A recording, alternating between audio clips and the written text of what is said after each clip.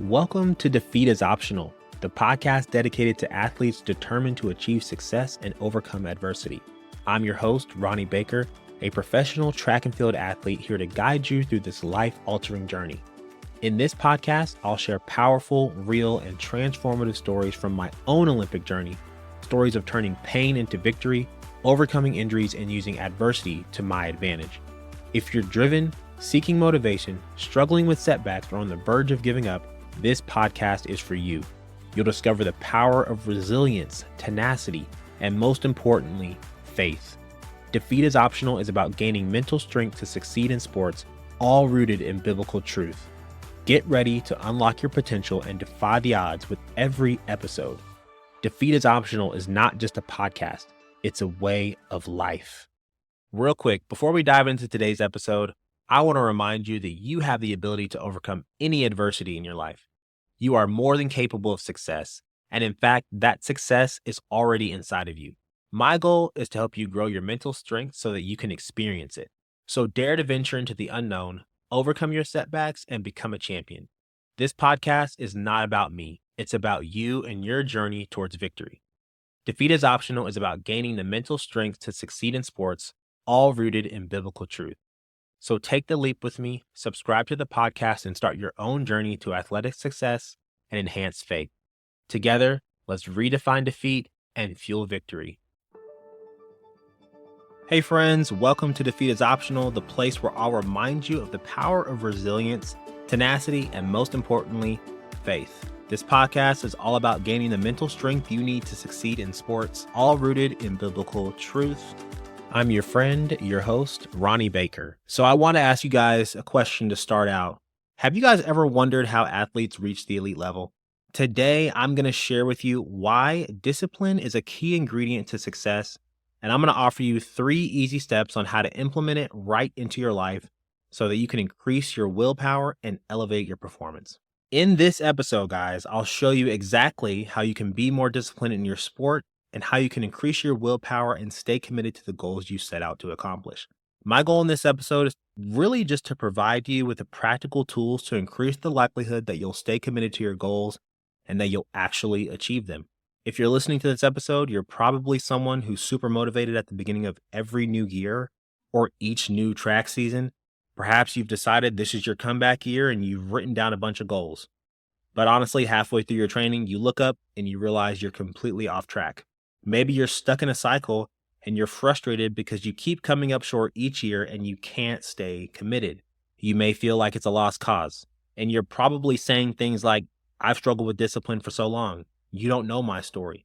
I've literally tried everything and I've listened to everyone. I've implemented a routine and none of that worked for me. And to be honest, I don't know your story, but I do know that if you're listening to this episode, you're still looking for a solution. And I think this is your sign because God has brought you to this moment, to this podcast for a specific reason. So if I were you, I'd listen up because I'm going to tell you exactly how you can reverse the lack of consistency in your life, stay committed to your goals, and unlock the willpower within you when you want to quit. So if you guys know me, you know I'm an Olympic track and field athlete. And if you know track and field, you know that only 3 individuals make the Olympic team every 4 years. And that is only the top 3 athletes for every event. So this means that no matter what happens before the day of the trials, if you're the fastest guy going into that track meet, even if you broke the world record 2 weeks before, if you don't cross the line in the top 3 for your event, you're going to be watching the Olympics from the couch.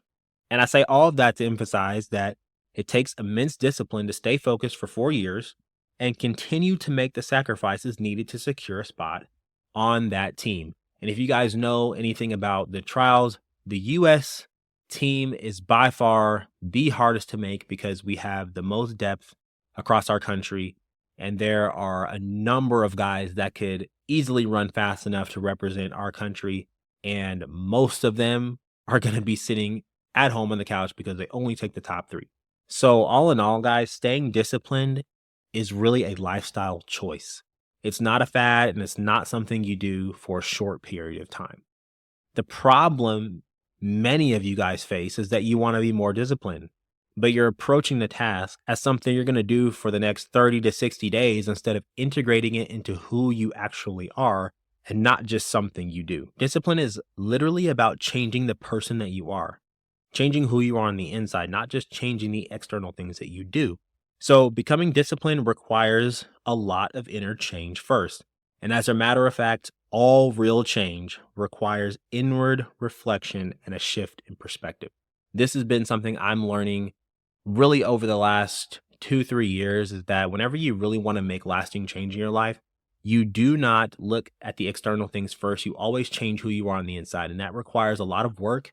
It requires a lot of thinking. It requires a lot of processing. And it also requires a lot of you just sitting by yourself and really asking yourself some tough questions.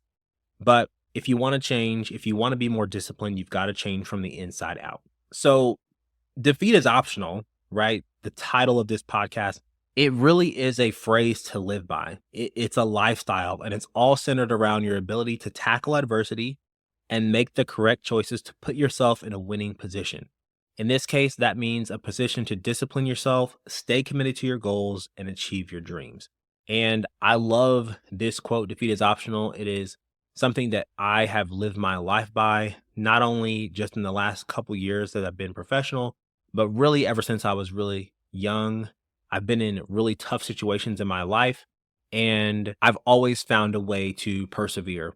And this podcast is not really motivational rah-rah. I really want this to be a place and a community where we are making the decisions to discipline ourselves. We're making the decisions each and every day where we're going to choose to be a better person, not just in our sport, but also in our faith, the faith being one of the big backbones and foundation of this podcast. So really, if you're like me, you probably have a lot of doubt about your ability to make the concept of discipline a reality in your life. And I want to remind you that if you're involved in sports and if you're playing at a high level, you literally already are disciplined, right? There's no way that I could be an Olympic level athlete without discipline.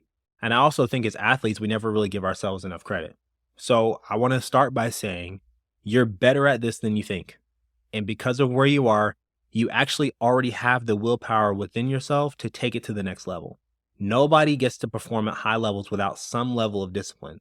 So everything that has happened to you up until this point, right? The disappointments of missing your goals, your trend of a little bit of inconsistency in your past, and the hurt from falling short of your athletic goals, I want to tell you that that was all a part of God's design for your life.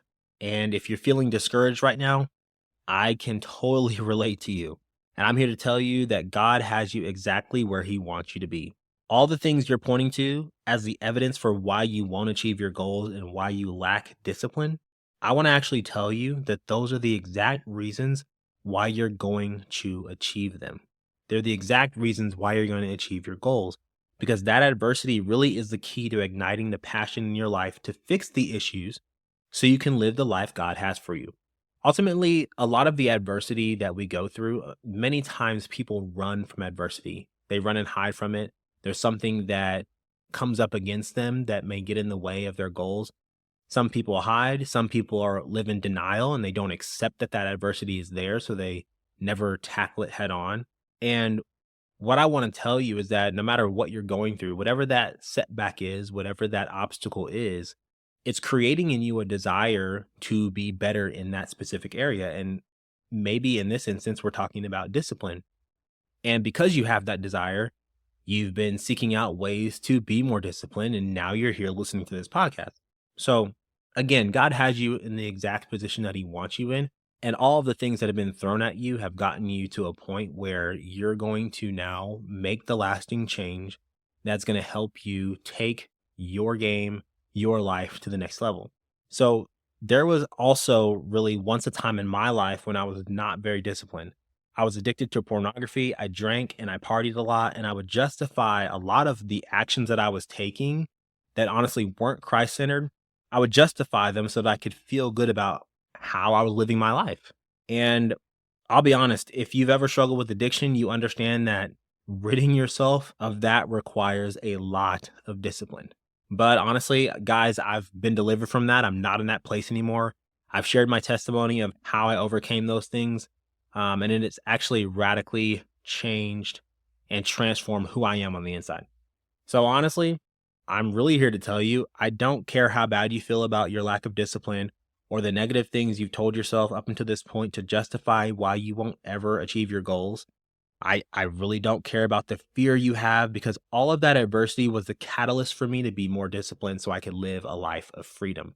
What I'm telling you is that all of those things are designed to help you be a better person. And it's going to be those things that you use to catapult you to the consistency that you want. Understand that if you are struggling in the area of discipline, you have most likely probably prayed about it. I know that I did. I know that I reached out and I asked God for help, and you probably have too. And the lack of discipline is actually creating a desire for you to be better, like I've been saying. And you can do that if you follow the steps I'm going to give you in this episode. Will you suddenly become the most disciplined person overnight? Probably not, because this isn't just going to be a routine you implement, which is something that you've probably done before. It's actually going to be a resetting of your mind and your perspective around discipline so that you can change who you are, so that you actually live a defeat is optional and a disciplined lifestyle. And you don't just start out being disciplined and you live that lifestyle for 2 weeks and then you go back to your old ways. This is really about changing your mind and changing who you are on the inside. So I'm going to jump into these 3 key tips or these tools that I've used in my career and in my life to up my discipline and allow me to become an Olympic athlete in 2021 and achieve a lot of great things in my career. So tool number 1 is actually recognizing that you cannot be disciplined in one area of your life and inconsistent in another if you want to achieve success and have peace and joy in the process. So I have achieved a lot of success in my athletic career, but there are times when I didn't have joy and peace through that because I wasn't consistent in other areas of my life. So for me, I have been consistent again in my physical and athletic endeavors, but in the past, I was not disciplined specifically in my faith. And this is why I was so successful in sport. And ultimately, I was unsatisfied in other parts of my life at the same time. It was the reason I struggled secretly with sin, but in the eyes of others, I was living my wildest dreams, right? I traveled the world. I got to compete on big stages in front of 20,000, 30,000, 40,000 people. I got paid to do that. I didn't have to work a 9-to-5 job. It seems like it's good on the outside, but if you don't have that discipline in your life in all areas, it can be really challenging. It can be taxing, it can be emotionally draining. And so what I like to do is I like to divide my life into 4 categories, which I actually learned from a friend of mine. And those categories are faith, family, finance, and fitness. And I typically would have a 5th one on there. It would be career, but in my field of work, fitness literally is my job. So I keep it at faith, family, fitness, and finance. And honestly, if one of these is lacking, it affects the other. So if you lack consistency in your faith, ultimately your family is probably going to suffer. If you're terrible with your finances and you mismanage your money, it might affect your family and your faith, right? You may start to put your trust in money or invest in riskier projects because you haven't trusted God with that part of your life. So the first thing you should do is you should divide your life into a few categories that have meaning to you. But I would suggest, and honestly, it's not really a suggestion, faith is a prerequisite to discipline, and it really is a non-negotiable in my eyes because it's actually impossible to be disciplined to an elite level without Christ.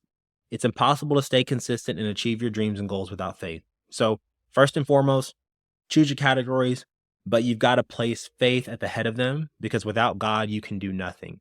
John 15:5 says, I am the vine, you are the branches. Whoever abides in me and I in him, he it is that bears much fruit. For apart from me, you can do nothing. So without Christ, you wouldn't have the gifts and abilities you possess now. You wouldn't have the achievements, and you wouldn't have the desire to grow your discipline. Christ is the one who puts the desire there in the first place. Christ wants you to be disciplined so he can use you to a greater degree. And in order to achieve athletic success and actually enjoy the process, have fun while you're actually pursuing goals and actually sharpening your gift that God's given you, to have peace during the tough times and to correct yourself quickly when you get off track, you need to make your faith a priority. So that's really step number 1. Tool number 1 is you can divide your life into those categories. It gets really easy to kind of compile the things that you do into those four. For me, it was again, faith, family, finance, and fitness. And I know that, hey, if I get a really good workout in, I check that box, right? I'm keeping my body healthy.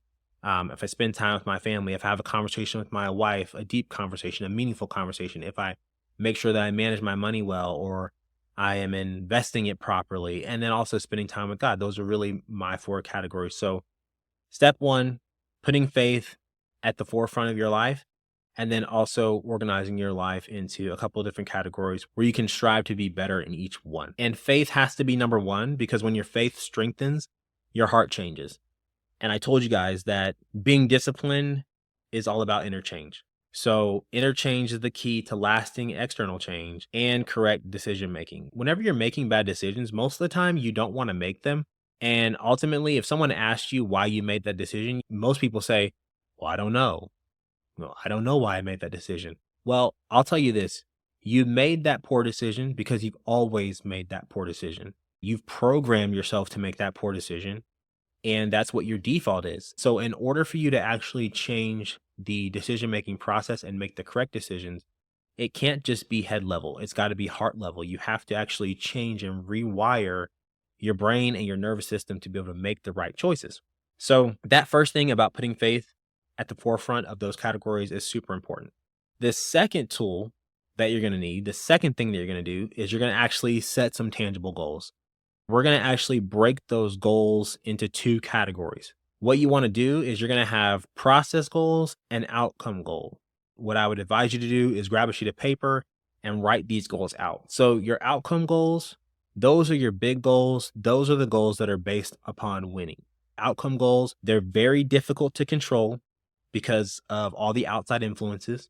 Some of my outcome goals over the years have been winning an NCAA title, making a world championship team, and ultimately winning a gold medal. Typically, these are the easy ones to write out because most likely this is how people set their goals. They always look at the biggest things, they put those down first. They write out a list and list and list of all the great things they want to do. Maybe they want to break a world record, they want to win a state title, they want to break their school record, whatever the case may be. And those are easy. They're quick. You know exactly what you want to do. I look at those goals, but I also like to refer to those goals as God goals, because in all honesty, you have no control over them. And if you want to achieve them, you have to let go and let God. When we try to control outcomes in our lives, it only makes us frustrated. And the reason is because we aren't the authors of these things, nor do we know the future. And trying to control something you have no control over is the easiest way to feel hopeless and frustrated. This happened to me deeply after the Olympics in 2021. I was supremely confident because I had done pretty much everything that I could do that year to stay healthy. I was in the best shape of my life, and I made it to the Olympic final. I truly believed that this was my time and that I was going to be crowned the fastest man in the world. And when I placed fifth, I was completely devastated. I felt so empty after that weekend on August 4th, 2021. I searched for all the things that went wrong, why I didn't succeed. Ultimately, it led me down a path of questioning the variability God had given me to be the best on that stage. I really was destroyed the fact that I didn't win that race. And I realized I was really in that race, and I was really trying to win for myself. And I thought I had control of the outcome. And again, what that did was it left me hopeless because I realized I couldn't change what had happened. That race had ran, it was 9 seconds of my life, and I couldn't control the outcome. I was in denial. And without the acceptance of the things we can't control, we cannot move forward in our life. If you don't accept the fact that you cannot control the outcome, it is very hard to move forward in your life. It's very hard to look at the future with hope, because if you start to think you can control those things and you realize you can, it's a tough place to be in. Instead of this, we must have faith that by being disciplined in the next set of goals that I'm going to talk about, if you have faith in that, you'll get closer to achieving the outcomes you desire. That second set of goals are the process goals. So on that same piece of paper, you're going to list your process goals. These are the goals centered around the core actions or processes of performing. The cool thing about process goals is that these are 100% controllable by you. For example, this could be aiming to do 300 abs after each practice. This could be being consistent in your rehab exercises after an injury. This could be always giving 100% in your training, or committing to eating at least one serving of vegetables each day if that's something you struggle with. While your outcome goals are the dreams and the goals you're trying to achieve, your process goals are what will help you increase your discipline and your likelihood of achieving your outcome goals. So your process goals are super important because they allow you to track your progress. And ultimately, these are the goals that will line up directly with your outcomes. You can't achieve success without a plan. And these process goals are a roadmap that sets you up for long term success. So when you have something you can work on each and every day directly in front of you that's completely in your control, that's how you build resilience and strength to stay disciplined. Because most times we go to set our goals, we write down all our big ones, and then we have no idea the daily processes that we're going to have to take to manifest them into reality. So we get into this perpetual cycle of saying, I'm going to win this year and I'm going to be the best I've ever been. And I'm going to break these records. I'm going to be the fastest at my school, or I'm going to win an NCAA title. But we have no roadmap on how we are going to do that. So we set that goal out just like we do every year. And because we don't have those process goals to keep us on track, we fall back into our old patterns. We do the same things we did the year before, and we get the same results. And the same results are disappointment, unmotivation, frustration. What that does is it just puts you in a cycle again. So the biggest thing with your goals, yes, write down your big outcome goals, but realize that those goals are up to God. You have to let go of those goals and let God. Your work is going to be in your process goals. So I would really take some time to really think about what are the things I need to do on a daily basis to make my outcome goals more achievable, to give me a better shot at making these a reality in my life. So step one is dividing your life into those 4 categories, putting faith at the head of that. And then number 2 is writing out your goals on a sheet of paper. I would actually put these somewhere where you can see them every day, but separating them out into those 2 categories, outcome and process. With that being said, we're going to move on to the last one. And honestly, at this point, you may be saying, all right, I need to be consistent in all areas of my life. I have these categories laid out. I set up all my goals, but honestly, I've done all that before. You may have written out goals. You may have had process goals and outcome goals, but maybe you still haven't followed through. I think that this last step is really the missing piece to the puzzle. For this last tool, I'm going to actually look at a few scriptures. And the first one we're going to look at, which is really the foundation for this Defeat is Optional podcast and really the Defeat is Optional community, the lifestyle, the people that are really going to commit to this type of living. It's Galatians 5:24-25. And it says, and those who belong to Christ Jesus have crucified the flesh with its passions and desires. If we live by the Spirit, let us also keep in step with the Spirit. So let's focus on the word crucifixion, because it says, and those who belong to Christ have crucified the flesh with its passions and desires. I want you guys to know that crucifixion back then was a method of capital punishment. It was literally torture to be crucified. So for the person involved, crucifixion was literally that person being bound and nailed to a cross. The body actually would be strained under its own weight. If you don't know, this is how Jesus, our Savior, died for us to save us from our sins. So in order for us to develop that rock solid discipline that we're trying to get in our lives, we must crucify our flesh with its passions and desires. Crucifixion was a painful process. And when the Bible talks about crucifying our flesh, guys, it's not actually talking about our physical bodies. It's talking about our innate sinful nature. So whenever we're born with a sinful nature. Staying disciplined and killing your flesh is a painful and gruesome process. You're talking about crucifying your flesh. You're talking about putting your sinful nature on the cross. And our spirit and our flesh are in a constant war. It's a constant battle each and every day. So here's some examples that I can give you that probably it may relate to your life. When your spirit wants to pray, do you ever notice how you start to feel tired or hungry? Or when your spirit wants to spend time with the Lord, do you ever notice how you all of a sudden have an urge to watch Netflix? I personally, this is the one that I struggle with. I have a choice every single morning because my almost 1-year-old daughter named Maya, she wakes up, and when she wakes up, she needs a lot of attention. So every single day I set an alarm for a couple hours earlier then she'll wake up so that I can get up, do some husband duties like unload the dishwasher, clean up the kitchen, maybe start breakfast, and then do my devotional for the day, actually do my quiet time. But I know that if I don't get up and do it before she gets up, it's going to be really hard for me to fit it in the day. And typically I'm going to have to get up around 5:30, 6 o'clock a.m. So before I even step out of the bed, literally put my feet on the ground, there is a battle that's raging between my flesh and my spirit. And my flesh is telling me to sleep in so my body can feel more rested. But my spirit is saying, Ronnie, get up and do your devotional and pray. Spend time with me. Spend time with me, the Lord, so you can be filled for the day. And I have a choice right then and there to gratify my flesh or feed my spirit and exercise that elite level discipline. This is what Defeat is Optional is all about. It's about choosing to feed your spirit and not feed your flesh. I want to also note that the enemy will try to confuse you too by putting thoughts in your head. Like I said before, if you're not consistent in one area of your life, it's going to bleed over into the others.